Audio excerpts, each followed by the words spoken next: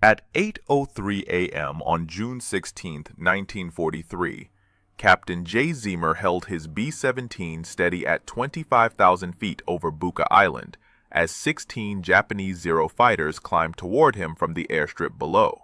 The 24-year-old pilot had rebuilt this bomber from the boneyard 3 months earlier, with a crew nobody else wanted, and today marked their most dangerous volunteer mission yet. A solo 1,200-mile photo reconnaissance run that Command had called suicidal. In the past 6 months, the Pacific Theater had lost 43 unescorted bombers over Japanese-held islands, with survival rates below 30%. Old 666 carried 9 men that morning. Zemer's crew called themselves the Eager Beavers because they volunteered for every mission others refused. They'd taken a damaged B-17E that pilots considered cursed, stripped 2,000 pounds of weight, installed new engines, and mounted 19 50-caliber machine guns. The bomber now carried more firepower than any aircraft in the Pacific. But firepower meant nothing against impossible odds. 16 Japanese fighters were climbing at 3,000 feet per minute. The photo mapping run required Old 666 to hold course for 2 more minutes. No evasive maneuvers.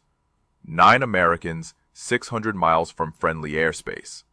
Second Lieutenant Joseph Sarnosky crouched at the bombardier position in the nose.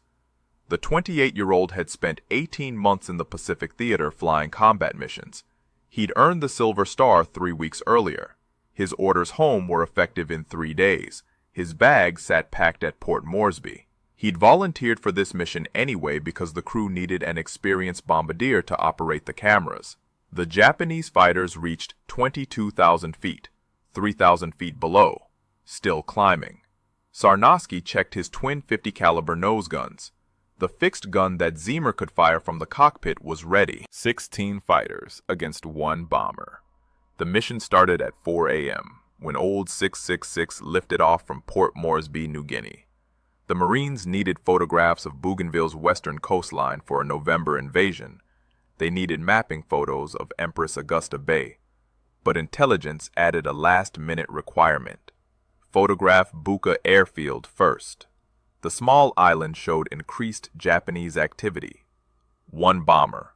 Solo. No escort. The P-38s didn't have the range. They arrived over Bougainville too early. No sunlight for mapping photos. They voted. Wait over ocean. Or photograph Buka first. They voted for Buka. The fighters reached 24,000 feet, 1,000 feet below. The first 5 broke formation and spread out. Frontal attack. Most B-17s had minimal nose armament. Old 666 carried 3 50-caliber guns in the nose. The Japanese didn't know that yet. Can 1 bomber survive 16 fighters over enemy territory? Please like to share this story, subscribe, and let's see what happens. Back to Zemer. The 5 Zeros dove. Zemer held steady. Cameras still running. 30 seconds left. The fighters closed at 700 miles per hour. At 600 yards, they opened fire. Sarnosky fired back. His twin 50s hammered. Zemer triggered the nose gun. 3 guns converged on the lead Zero. The engine exploded.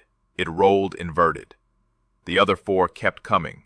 At 300 yards, shells hit the nose. Plexiglass shattered.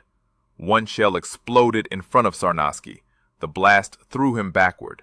Blood poured from his neck and side.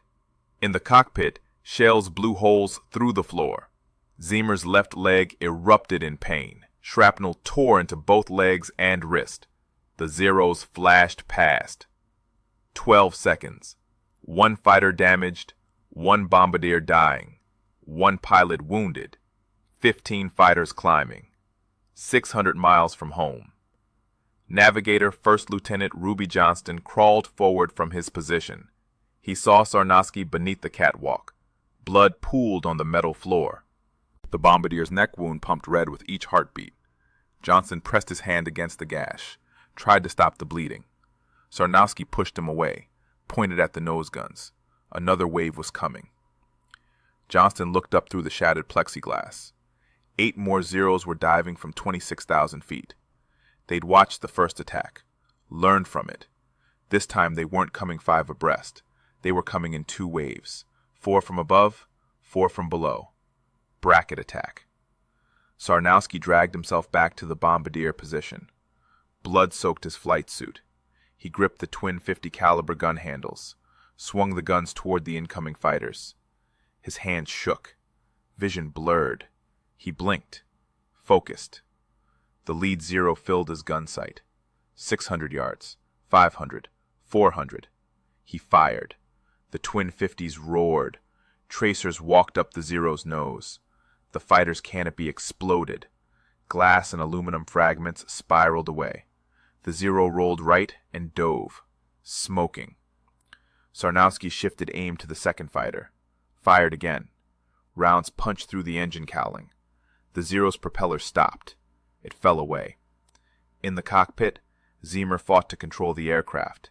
His left rudder pedal was gone, destroyed by the 20mm shell. Blood filled his left boot. The leg wound was deep. Bone showed through torn flight suit fabric. His right wrist bled where shrapnel had sliced through. He couldn't feel his fingers properly. The control yoke felt slippery with blood. But he held course. The cameras were still running. The mapping photos of Empress Augusta Bay were critical. The Marines needed them. Without these photos, the November invasion would go in blind. Men would die on beaches they couldn't see from intelligence photos. He held steady. The 4 Zeros attacking from below came in at 19,000 feet. Ball turret gunner Staff Sergeant Forrest Dillman tracked them through his gun sight. The ball turret hung beneath the B-17's fuselage, a cramped sphere of plexiglass and steel. Dillman was 5'4", small enough to fit. He'd been manning this position for 6 months, flown 32 missions, never seen an attack like this. 4 fighters coming straight up from below. Most bombers couldn't defend the belly. Old 666 could. Dillman opened fire at 400 yards. His twin .50s hammered. The lead Zero pulled up hard, trying to break Dillman's aim. Rounds walked up the Zero's belly. The fuel tank erupted. Orange fireball at 18,000 feet. The other 3 scattered. The mapping run finished. Ziemer banked left, turned southwest, heading for Bougainville's western coastline, the main objective. 13 Japanese fighters were still up there, regrouping. Sarnowski slumped over his guns. Navigator Johnston checked for pulse. Found none. The bombardier had kept fighting for 4 minutes after the mortal wound. His heart had stopped. Johnston pulled the body away from the guns, took his position. Old 666 needed every gun manned. Oxygen pressure gauges in the cockpit dropped to 0. The yellow oxygen tanks behind the cockpit had exploded when the 20mm shells hit. Every crew member now depended on small personal bottles. At 25,000 feet, those bottles lasted maybe 10 minutes. After that, hypoxia would set in. Confusion, loss of coordination, unconsciousness, death. Ziemer had a choice. Descend below 10,000 feet where men could breathe without oxygen, or stay high and pass out. He chose to descend, but not yet. The cameras needed 3 more minutes to complete the Bougainville coastal mapping. 3 minutes at altitude, without oxygen. Co-pilot 2nd Lieutenant John Britton came too. He'd been knocked unconscious when the first shell hit the cockpit. Blood ran down the back of his head from a contusion. He looked at Ziemer, saw the pilot's left leg. The knee was destroyed, broken above and below. A hole the size of a fist gaped in the thigh. White bone fragments showed through shredded muscle. Ziemer's hands gripped the control yoke, knuckles white, face gray from blood loss. Britton reached for the controls. Ziemer shook his head. Not yet. Hold course. 2 more minutes. The 13 remaining Zeros regrouped at 27,000 feet, 2,000 feet above Old 666. They'd lost 3 aircraft, damaged 2 more. Against 1 bomber. The American aircraft was more heavily armed than intelligence had reported. The Japanese flight leader changed tactics. No more frontal attacks against that nose armament. Attack from the sides, the waist positions, Most B-17s in the Pacific had single guns in the waist, easy targets. He didn't know old 666 had twin 50s in both waist positions.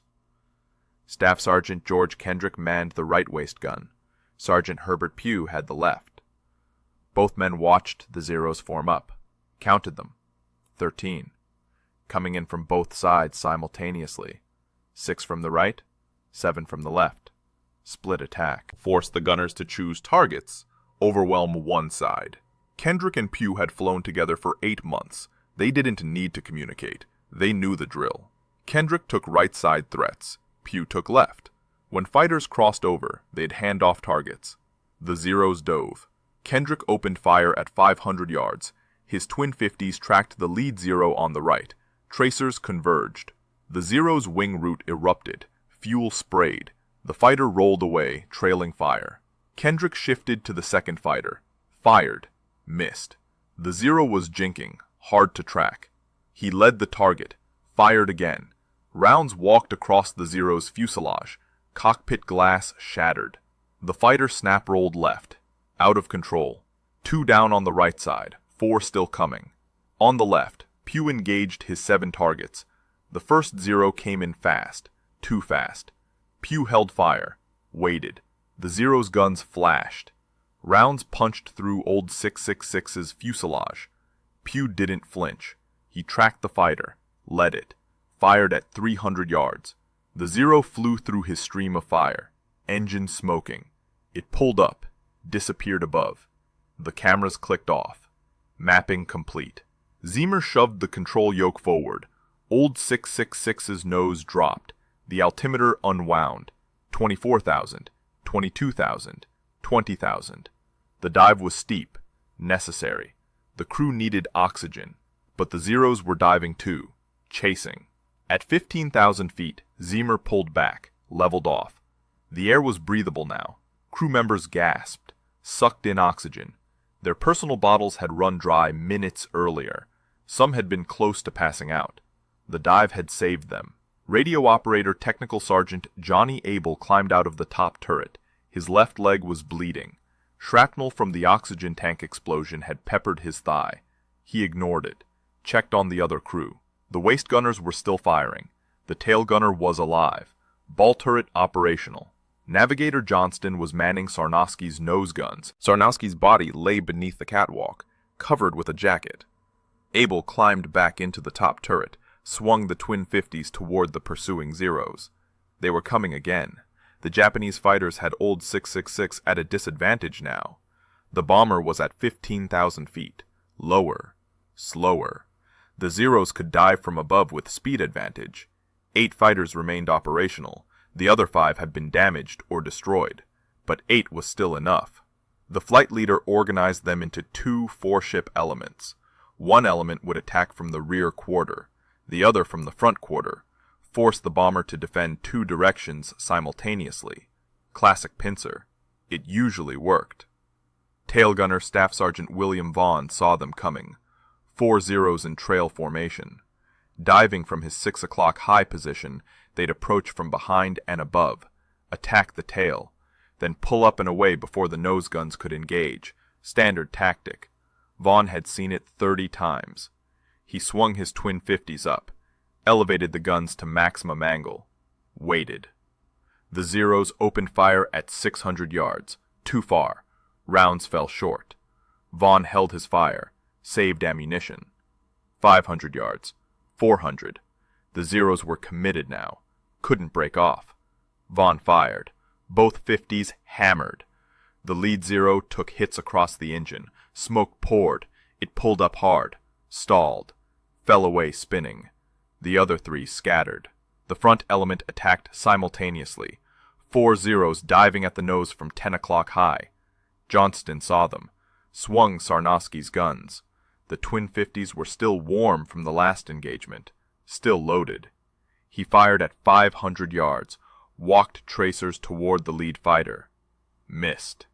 The Zero was fast, closing at 400 miles per hour.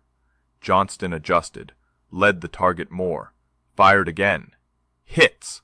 The Zero's cowling shredded. Pieces flew back, hit the canopy. The fighter pulled up, trailing smoke. Old 666 shook from hits. 20mm shells punched through the left wing. Hydraulic fluid sprayed. The number 2 engine coughed. Ran rough. Zeamer checked the gauges. Oil pressure dropping. Cylinder head temperature rising. The engine was dying. He feathered the propeller, shut it down. 3 engines remaining. 600 miles still to go. The Japanese fighters broke off at 8:45 a.m., 42 minutes after the first attack. They'd lost 4 aircraft confirmed, 3 more heavily damaged. Their ammunition was depleted. Fuel gauges showed critical levels. The return flight to Bucha was 30 miles. They couldn't continue.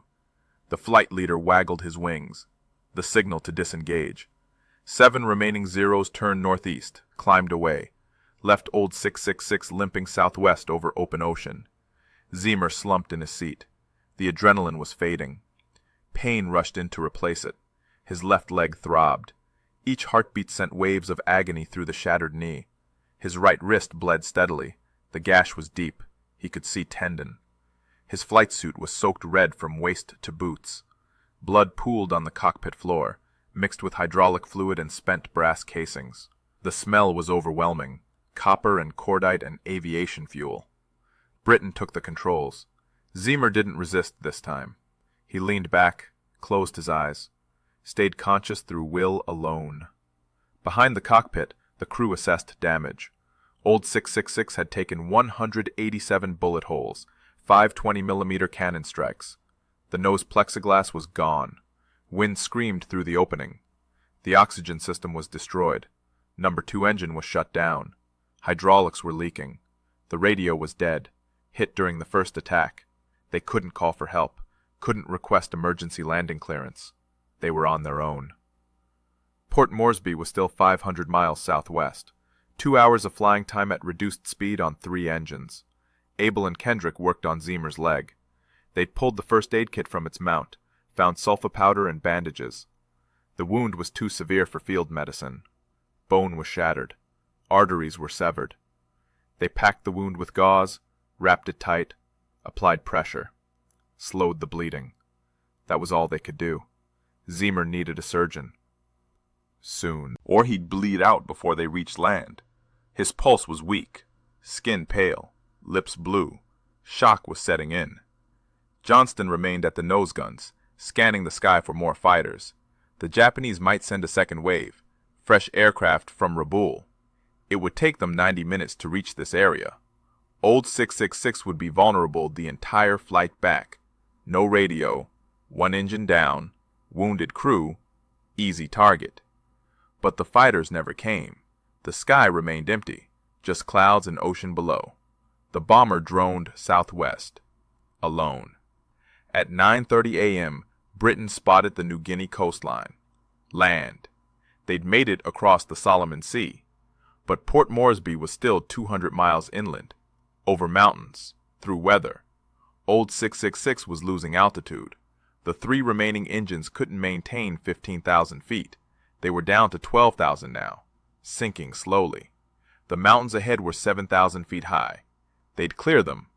Barely. Zeamer opened his eyes. He didn't remember closing them. Britain was still flying. The coastline was behind them now. Jungle below, mountains ahead. The Owen Stanley Range. 7,000 feet of rock and trees between Old 666 and home.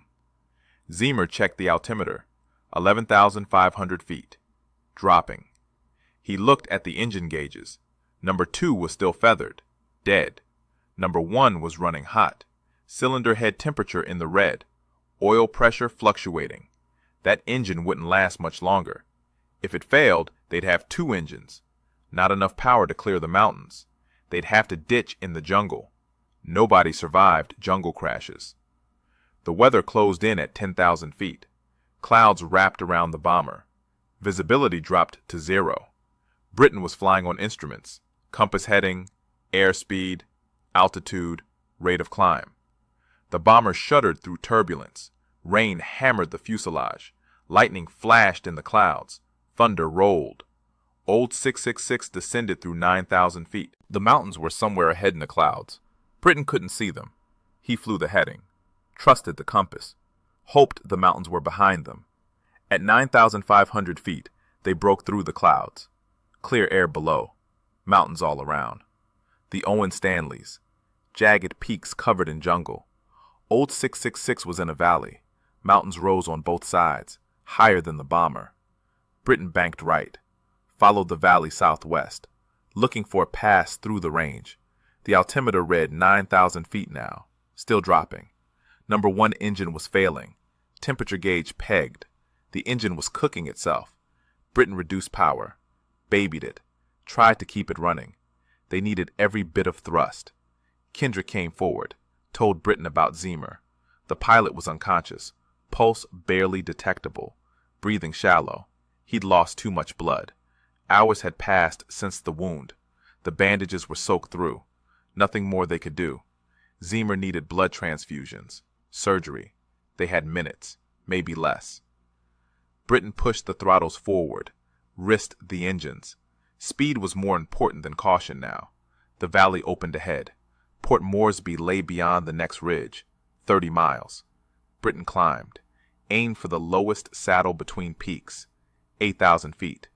Old 666 struggled upward, 700 feet per minute climb rate.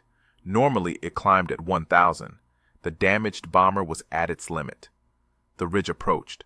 Old 666 cleared it by 300 feet. Trees flashed below. Then the valley opened. Port Moresby appeared ahead. 7-mile airstrip. Home. Britain keyed the radio. Dead. Still dead. He couldn't call the tower. Couldn't request emergency landing. He'd have to go straight in. Hope the runway was clear. Hope the tower saw them coming. Saw the damage. Understood. He dropped the landing gear. The hydraulics groaned. Gear came down. Locked. Flaps next. They deployed partially. Hydraulic pressure was too low for full extension. The approach would be fast. Too fast. But there was no choice. Old 666 crossed the airfield boundary at 140 miles per hour. 30 miles per hour too fast. Britain held the nose up, bled off speed. The main wheels touched. Bounced. Touched again. Stayed down. He reversed the propellers, applied brakes. The bomber rolled down the runway, slowing. The end of the runway approached. 2,000 feet left. 1,000. 500. Old 666 stopped with 200 feet of runway remaining. Britain shut down the engines. The propellers windmilled. Stopped. Silence descended. After 8 hours of engine noise and gunfire and wind screaming through the shattered nose, the silence was overwhelming, almost painful. Ground crew ran toward the bomber. They'd seen it approach, seen the damage, the missing plexiglass, the feathered engine, the bullet holes covering every surface. They knew it was bad. The crew door opened. Abel climbed out first, then Kendrick, then Pugh, then Vaughn, then Dillman, then Johnston. 6 men, still moving, still alive, blood-soaked, exhausted, but alive. The ground crew chief climbed aboard, looked inside, saw the blood pooled on the cockpit floor, saw Zeamer slumped in the pilot seat, saw the covered body beneath the catwalk in the nose. He climbed back out quickly, told the medics waiting below, "Get the pilot last, he's dead." The medics carried Zeamer out on a stretcher. His face was gray, lips blue, no visible movement. Britain climbed down behind them, grabbed the lead medic's arm, told him, "The pilot's not dead, check him." The medic stopped, set the stretcher down, checked for pulse, found one, weak, thread-like, barely there, but present. They ran for the ambulance, loaded Zeamer, drove to the field hospital at full speed, wheels throwing up dust. The doctors gave him 1 chance in 10, maybe less. He'd lost more than half his blood volume, both legs shattered, multiple fractures above and below the left knee, right wrist tendon severed, dozens of shrapnel wounds across both arms and torso, severe shock. His body temperature had dropped to 94 degrees. They started transfusions immediately, 4 units, then 6, then 8. Began surgery, worked for 6 hours straight, reconstructed the knee, repaired the arteries, saved his life. Johnston led the ground crew to Sarnowski's body. They carried it out carefully, respectfully, laid it on a stretcher, covered it with a clean sheet. The bombardier had died at his guns, kept fighting with a mortal wound, shot down 2 Zeros after the blast that should have killed him instantly, after his neck was torn open, after his side was ripped apart. He'd crawled back to his position, fired until his heart stopped, saved the mission, saved the crew, protected the nose while dying. He was supposed to go home in 3 days, back to Pennsylvania, back to his wife Marie, back to his family of 17 siblings. Now he was going home in a casket. A hero, but dead. The ground crew chief walked around old 666 slowly, counted the damage methodically. 187 bullet holes, 5 20mm cannon strikes, each one capable of destroying a fighter. Nose completely destroyed, oxygen system destroyed, radio destroyed, number 2 engine destroyed, hydraulics severely damaged, flight controls damaged, left wing spar cracked, tail section peppered with holes. He looked at the surviving crew members, asked the question, "How many fighters attacked you?" Britain said, 16, maybe 17. They came in waves. The crew chief shook his head, didn't believe it. Nobody could survive 16 fighters alone. Not possible. He climbed inside the bomber, saw the blood covering every surface, saw the thousands of spent brass casings rolling across the floor, saw the torn metal, the shattered instruments, the destroyed equipment. He believed it then. He'd never seen anything like it. In 18 months in the Pacific Theater, he'd never seen a bomber take this much damage and survive. The photographs old 666 captured that day were developed within hours.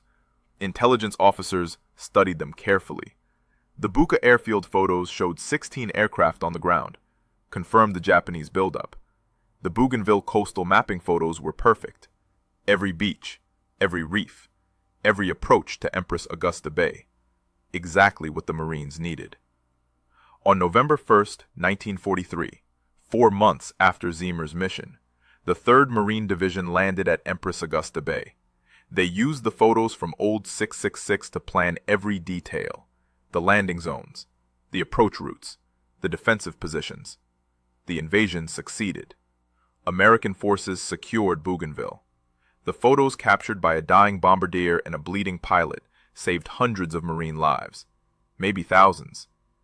Zeamer spent 15 months in hospitals, 7 surgeries on his left leg, 3 on his right wrist. Physical therapy for a year. He learned to walk again, slowly, painfully. The knee never healed properly. He walked with a limp for the rest of his life. But he lived. On January 16, 1944, 7 months after the mission, General Henry Arnold presented Zeamer with the Medal of Honor in a ceremony at Walter Reed Hospital. Zeamer was still in a wheelchair, still recovering. His parents stood beside him. His mother cried. His father saluted. 2 weeks earlier, on December 17, 1943, Sarnowski had been awarded the Medal of Honor posthumously. His widow Marie received it at a ceremony in Pennsylvania.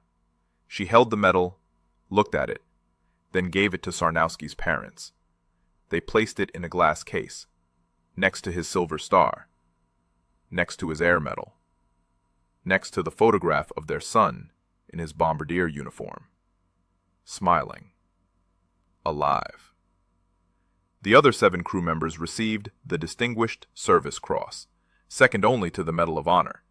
Britton, Johnston, Abel, Kendrick, Pugh, Vaughn, Dillman, all 7. It remains the most highly decorated single air mission in American history.